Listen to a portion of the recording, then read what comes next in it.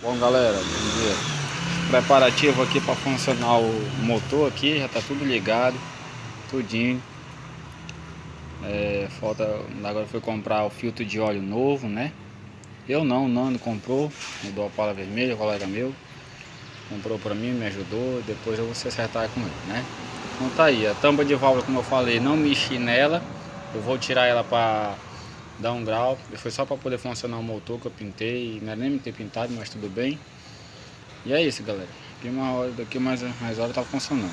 Beleza?